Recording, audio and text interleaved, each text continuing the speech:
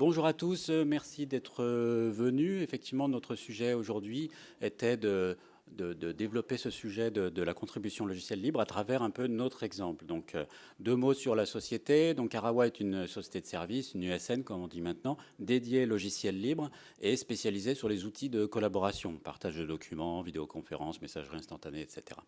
Donc, tous nos salariés, membres sont des partisans convaincus du logiciel libre et notre objectif de base était à la création de combiner notre activité professionnelle avec donc notre souhait de soutien des logiciels libres. Donc c'est un petit peu la base de notre sujet, de voir comment notre modeste tentative, on a pu essayer de combiner ça et de tenter d'apporter des bénéfices aussi bien à nos clients que aux employés, aux communautés et donc quelque part au monde. Voilà, c'est un peu ambitieux. Donc, notre premier devoir, comme toute entreprise, je dirais, c'est vis-à-vis des employés.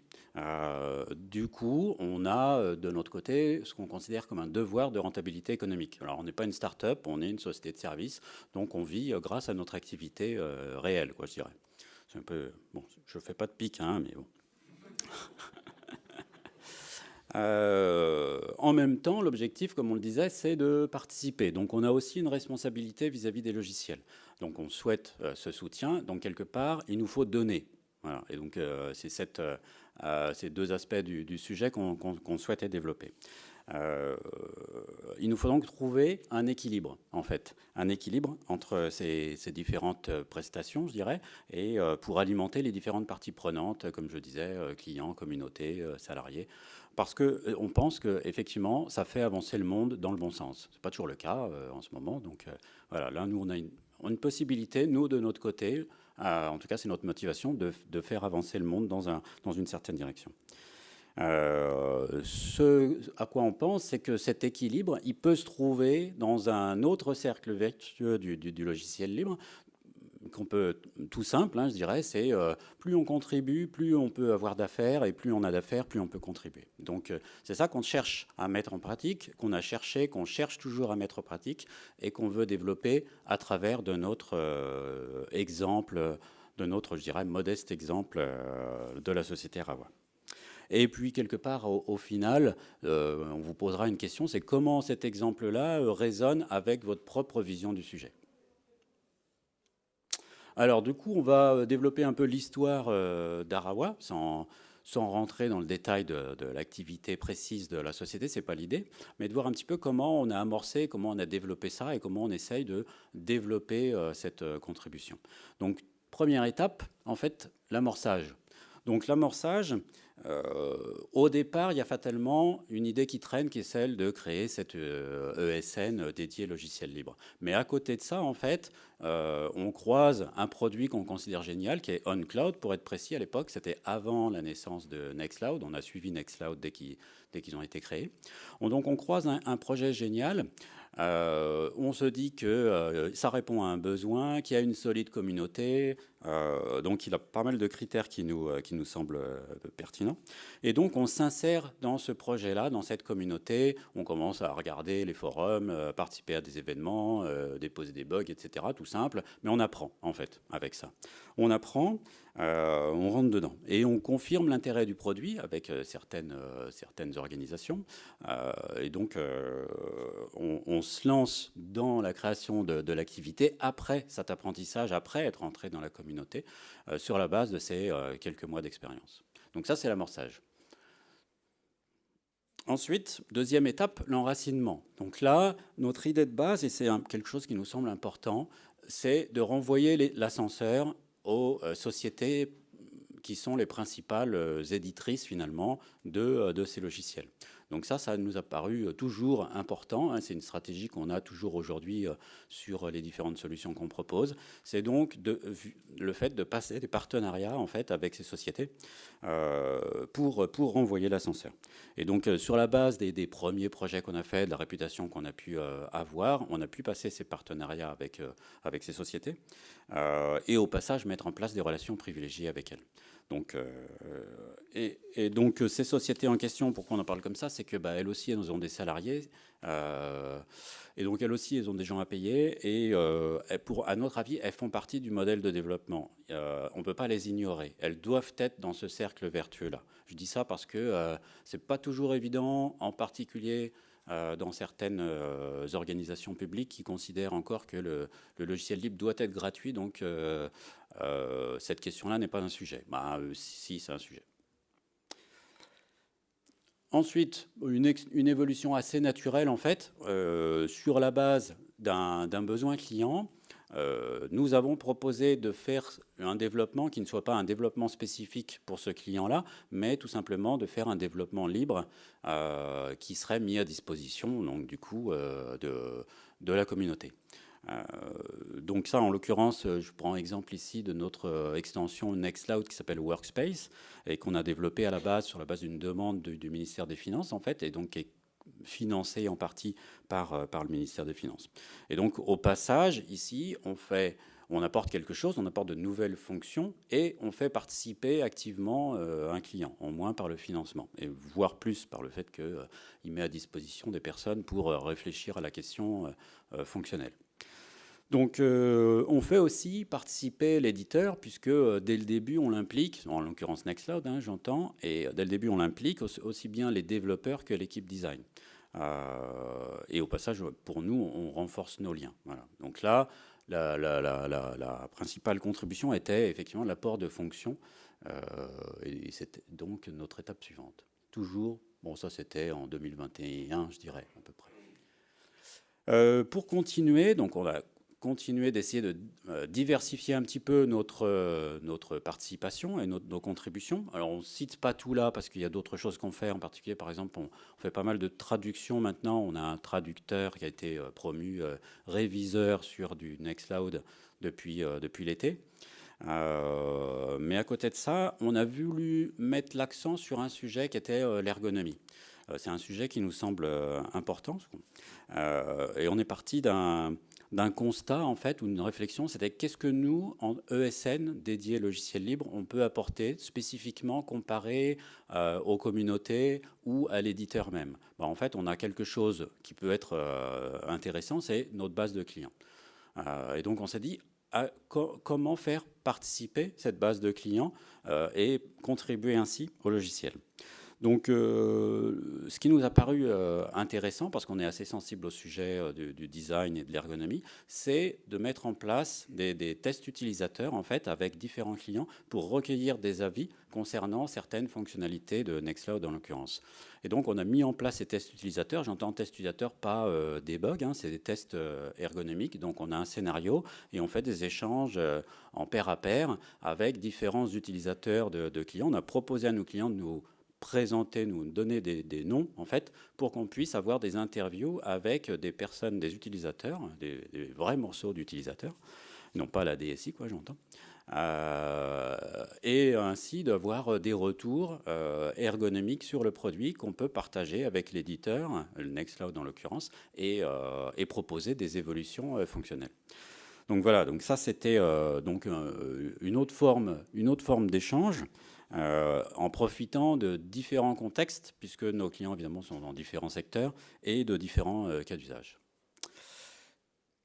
Au passage, il nous semblait qu'on travaillait effectivement sur un des points faibles actuels des logiciels libres qui correspond à l'ergonomie. Bon, voilà. Et je laisse la parole à Guy Christian. Et en fait, donc pour faire la suite de... Attention.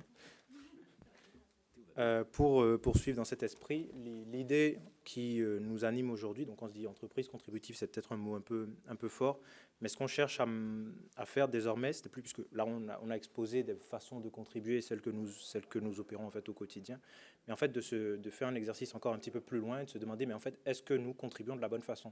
C'est-à-dire qu'au-delà des valeurs que l'on défend et de l'efficacité que l'on considère viable, du moins en tout cas sur ce modèle, est-ce que c'est un bon modèle? Et donc l'objectif, c'est de réfléchir. Donc avec évidemment l'idée, c'est pas de le faire tout seul, mais d'être de façon un peu plus communautaire avec l'ensemble de l'écosystème sur les modèles de contribution et les modèles de valorisation du logiciel libre. donc à travers une thèse donc, qui va produire de façon scientifique, de la recherche du moins, justement sur cette façon de faire. Et encore une fois, ce qui est important, c'est, je pense que c'est assez transparent dans l'ensemble de la présentation, c'est vraiment, on ne fait jamais tout seul, on est toujours dans une communauté, on est toujours membre d'un ensemble existant et on cherche à faire avec cet ensemble-là. Et donc, conséquemment, ce qu'on cherche à faire, ce n'est pas chercher uniquement notre modèle ou à se poser des questions sur comment on améliore notre modèle, mais éventuellement analyser les autres modèles existants et réfléchir ensemble sur la façon dont on peut améliorer en fait tous ces modèles et en fait faire quelque chose de réflexif avec la communauté où la communauté se pose la question sur elle-même et donc se pose la question en particulier sur la contribution. Et l'idée, c'est, si on a ce temps, oui, on est un petit peu limite, mais ça devrait le faire, c'est de lancer en direct un petit peu l'exercice et que nous participions en fait en direct un petit peu, de façon un peu méta, sur cette réflexion. Donc si vous scannez ce code QR, vous allez tomber sur un petit questionnaire, ou si vous allez sur le lien, sur un questionnaire qui est assez simple, en 1 minute et demie, c'est à peu près rapide à résoudre, et de réfléchir ensemble sur ces modèles de contribution et de laisser le temps d'échanger là-dessus, d'en parler, de poser des questions en fonction des différents retours que vous aurez. Voilà, donc je vous laisse le code, le temps 2.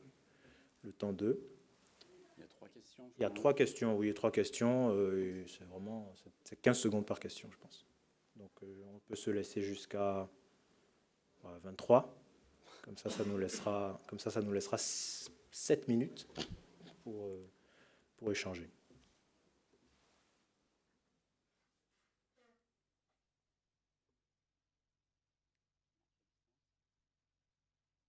Ah, peut-être qu'il faut se rapprocher, désolé, on n'est pas... Sinon, vous allez juste sur le lien directement, Hélène. Ouais, le lien est assez simple.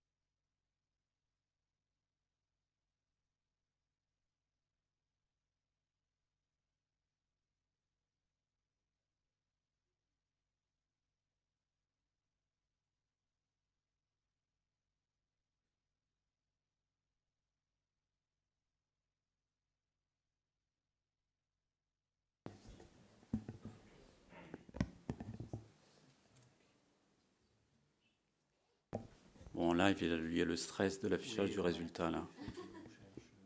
Si tu fais arrêter le questionnaire.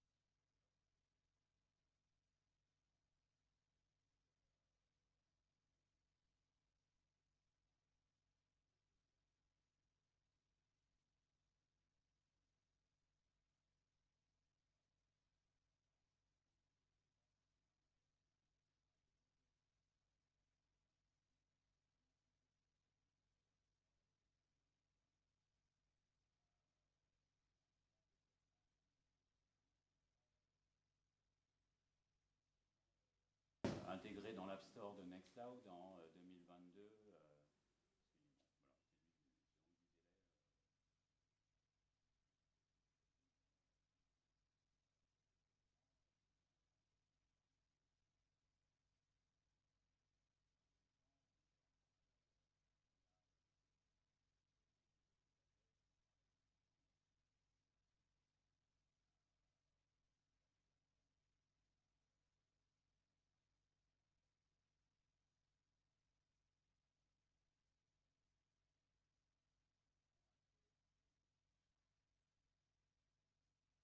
Mais c'est bon. Ça tombe. Ouais. T'as quelque chose? Oui, oui, c'est bon. Ah, alors merci beaucoup Pascal pour cette Pour cette voilà. Ça donne un peu de délai. Alors c'est un peu de la triche parce que comme on avait fait des tests avant, c'est un petit peu compliqué. Mais donc de toute façon, sur cette partie-là, on est un peu piégé par le fait de raisonner sur ce qu'on connaît entre guillemets pour l'instant sur les modes de contribution. Donc voilà, de ce que j'ai l'impression que bon, c'est essentiellement du temps professionnel, ce qui est plutôt une bonne nouvelle, puisque ça pose, c'est une question qu'on se pose justement aussi sur l'équilibre entre ce qu'on alloue en tant que structure, typiquement dans le secteur public, le temps qui est alloué pour permettre à des personnes en fait de contribuer au logiciel libre, puisque de l'autre côté, si on le fait que parce qu'on est passionné, ça peut fonctionner, mais ça suppose aussi d'être capable d'absorber une charge de travail qui n'est pas forcément neutre. On a essentiellement de la remontée de bugs et en tout dernier, alors, ah oui, non, forcément.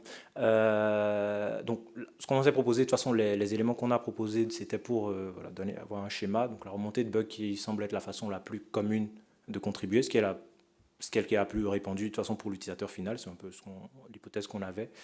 La traduction, c'est un peu plus rare et en très populaire, la documentation.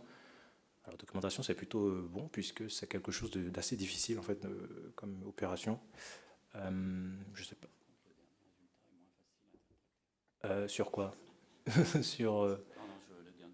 Ah oui, le dernier tableau, oui, mais ça, il est un petit peu plus. Voilà, parce que c'est un tableau, enfin, c'est une succession de réponses, donc c'est un peu plus difficile à lire, mais on considère que oui, d'accord. Importance. Ce qui est important dans le logiciel libre.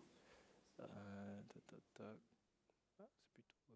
D'accord. Enfin, Qui est critique. critique, oui, pour le choix, parce qu'on raisonne aussi sur qu'est-ce qui fait qu'on considère qu'une entreprise, typiquement qu'une structure, est contributrice au logiciel libre. Et là, effectivement, on a des éléments sur le. Oui, bah oui, parce qu'on n'a pas on n'a pas les indicateurs. Ah, j'aurais dû me préparer mieux. Ouais, c'est dommage. Bon, tant pis. Peut-être on peut donner la parole si vous avez des questions, Des questions, des des remarques par rapport là-dessus. à ce parcours, à cet exemple, à votre propre parcours, à vos propres idées.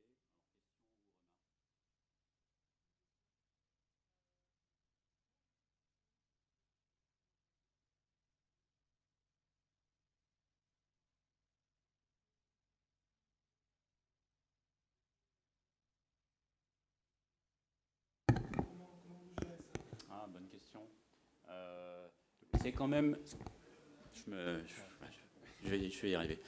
C'est effectivement quand même souvent lié à des besoins clients. C'est-à-dire qu'au départ, nous, on a des idées, mais aussi des remontées de clients. Et les sujets sur lesquels on a travaillé, par exemple, il y a un autre sujet sur lequel on a fait du développement qui est un orchestrateur pour Big Blue Button. Pour gérer la charge.